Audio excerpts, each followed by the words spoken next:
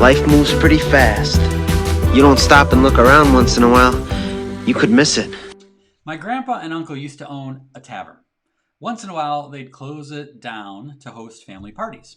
Now, I remember the dimly lit atmosphere and the ghosts of spent cigarettes that hung in the air, but my favorite feature was the row of arcade games lined up against the wall. They were blinking bright doorways to amazing worlds and grand adventures. I don't remember ever being given any money from my parents to play them, but no matter. Each game had a preview segment showing a minute or so of the gameplay to entice you to feed it some coins. I just delighted in going from machine to machine, maneuvering the joystick and mashing buttons while pretending I was the one controlling the game. Eventually, the novelty did wear off, as the preview always ended the same way.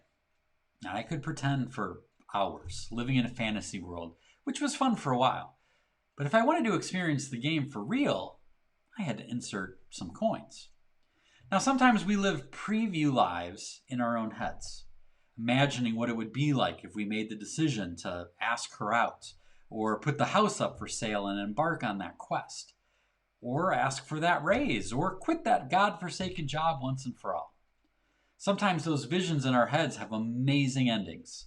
Others have disastrous results, but either way, it's all fake. No matter how certain you are of the likely result, good or bad, you don't know what will really happen until you actually go for it. Knowing for sure, that costs something. You have to be willing to insert the coin. It might be a financial investment, of course, but that's not usually what holds us back. Not really. More often, it's the fear of the unknown, of not measuring up, or the risk of failure and the embarrassment that might come from it. Sometimes we shy away from the pain and discomfort it will require. We're just not willing to put in the work or serve the time to get where we want to be.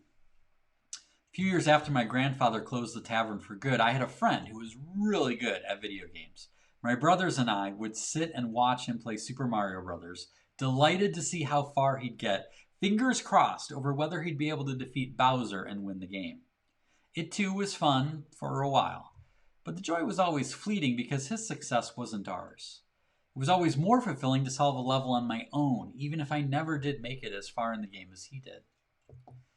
This painting is inspired by that original Nintendo classic. I'm intrigued by the idea of coming across one of the game's iconic green pipes in the middle of a wide open field. What's it doing there? Where does it lead?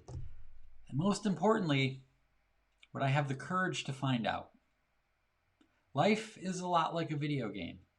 It's filled with challenges, obstacles, and opportunities to level up. But unlike most video games in which you have a few lives to get it right, real life only gives you one. What a pity to waste it watching someone else's game or settling for an imaginary version of your own. What a shame to let fear keep you from fully owning your story and who you are meant to become. Don't miss the adventure of a lifetime. Insert the coin.